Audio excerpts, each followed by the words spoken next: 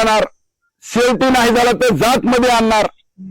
लक्षात आलं का? हे बघा मी जबाबदारीनं बोलतोय, हे आम्ही अनुभवलंय ह्या सगळ्या ऊसदरीच्या आंदोलनात. पण तसू भरबी माणसं आम्ही मागे सरकवलं नाहीत. लक्षात ठेवा, तुम्ही जीवाला जीव दिलं. त्या कौडगावच्या फाट्यावर ट्रॅक्टर अंगावर घातलं, ह्या माणसाने तेवढ्या रात्री समोर येऊन ते सगळं बाजूला करून हे केलं. ट्रॅक्टर घालणारे कोण होते? भावकीतलेच. अडविणारे कोण होते? श्रीराम बडे सारखे ना आमच्यासारखे अजय बुरांडे सारखे माणसं. मारणारे कोण होते?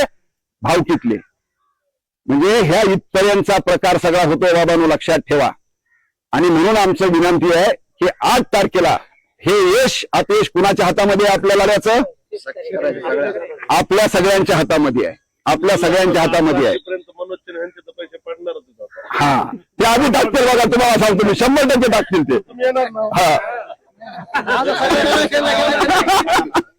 नाही ना, बरोबर आहे. असं होणार नाही, याच्यासाठी आपली चर्चा चालू आहे की 8 तारखेला जो इशारा आपण दिलेला आहे, जे आपलं जळतंय ते व्यक्त होण्यासाठीच 8 तारखेचं आंदोलन केवळ आपल्याला हिरोगिरी करण्यासाठी करायचंय का? पेपरला बातमी येण्यासाठी करायचंय का? कुणाची बदनामी करून आपल्या पोटाची आग बुजणार आहे का? ते तिकडे लखलाप काय असतील ते आस. हा, पण आमच्या गेलेल्या उसाच्या पैशासाठी 8 तारखेला माझी नम्र विनंती आहे की बाबांनो, आज जेवढं आलो याच्यापेक्षा दुप्पट तिप्पट माणसं आणि आपल्या महिलासह आपण अपघात होणार नाही याची काळजी घेऊ. उन्हाची तीव्रता प्रचंड आहे. आपले माणसं पण वाचले पाहिजेत. लढताना पहिली सेनापतीची जबाबदारी असते की सैन्याला इजा नाही झाली पाहिजे. कॅप्टन म्हणून, सेनापती म्हणून पहिली जबाबदारी असते की आपल्या बरोबरच्या सैन्याला त्रास नाही झाला पाहिजे. तो खरा सेनापती असतो. आपल्या सैन्याची कमी हानी होऊन विजय कसा आपल्याला मिळवता येईल, आपल्या पदरात कसा टाकता येईल, हे छत्रपती शिवाजी महाराजांनी आपल्याला शिकवलंय का नाही शिकवलं? आणि म्हणून याच पद्धतीने लढायचं. आपण लक्षात ठेवा, एकदम आपल्याला हे होऊन नाही जायचं, टप्प्याटप्प्यानं जाऊ, परंतु विजय आपला हातात घेऊ आपण. या पद्धतीनं उद्याच्या 8 तारखेला माझी नम्र विनंती आहे, पुन्हा पुन्हा मी विनंती करतोय तुम्हाला, कारण ठेव नाहीये इथं, बरोबर आहे की नाही? किंवा इथं काही आदेश नाहीये. इथं आपल्या सगळ्यांचं जायला म्हणून आपण 8 तारखेला जरा कृपया सगळेजण मोठ्या संख्येनं या. आपण जो इशारा दिलाय, प्रतिनिधी कुलूप आपण लावणार आहेत, ते प्रचंड बंदोबस्त ठेवतील. बघू आता हिम्मत. मामा आता हिम्मत बघू आपण, कुणामध्ये हिम्मत आहे, त्यांच्यामध्ये हिम्मत आहे का आपल्यामध्ये हिम्मत आहे, हे बघण्याची वेळ केव्हा आता? बरं, काही कुटाणा करायचा का? हिम्मत नाही तर म्हणताल काही भानगड करायची का? बिलकुल नाही. हिम्मत एवढीच आहे, कारखाना आपल्याला कुलूप लावायचं म्हणजे जर काय नाही मिळालं तर बिल नाही मिळालं, आणि बिल जर मिळालं 8 तारखेपर्यंत आपल्याला तर त्यांचं स्वागत करू. आपण स्वागत करूया. दुश्मन आहेत का ते आपले? बरोबर आहे की नाही?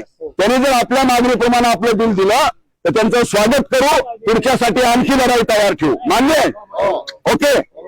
हा, आणि आता दुसरे जे प्रश्न आहेत, कामगारांचा प्रश्न आहे, त्याच्यानंतर मुकदमांचा आहे, वाहन मालकांचा आहे, तोडणाऱ्यांचा आहे, ह्या सगळ्यांचे बिल आणि हे सुद्धा प्रश्न आहेत.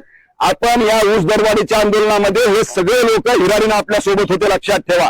आणि त्यांच्यामुळेच आपलं ऊस आंदोलन यशस्वी होण्यामध्ये फार मोठा वाटा या लोकांचा होता, वाहन मालकांचा, सगळ्या ऊसतोड मजुरांचा, हे सगळं तेच ना. या सगळ्या प्रश्नाला घेऊन आपण नक्की त्या दिवशी आंदोलनानंतर सविस्तर जेव्हा चर्चेला जाऊ त्यावेळेस या सगळ्या प्रश्नाची चर्चा आपण करू. एवढंच मी सांगतो.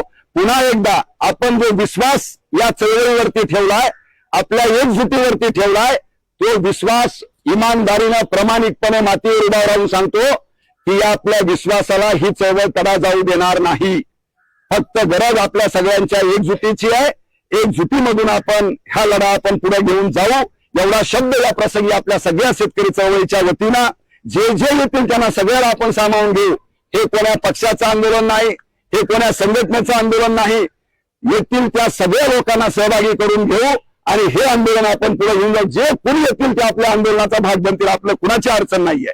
जे आमच्या ऊसाचं बिल द्या म्हणणारे आहेत, जे कामगारांचं थकीत बिल द्या म्हणणारे आहेत, जे लोक गाडीवान कामगारांचं बिल द्या म्हणणार आहेत, त्या सगळ्यांना आपण वकील साहेब सोबत घेऊ, आम्हा सगळ्यांना सोबत घेऊ आणि हे आंदोलन आपण पुढे घेऊन जाऊ. एवढंच बोलतो आणि या ठिकाणी थांबतो. आपण विश्वास दाखवला त्याबद्दल पुन्हा एकदा आभार व्यक्त करतो आणि थांबतो. धन्यवाद.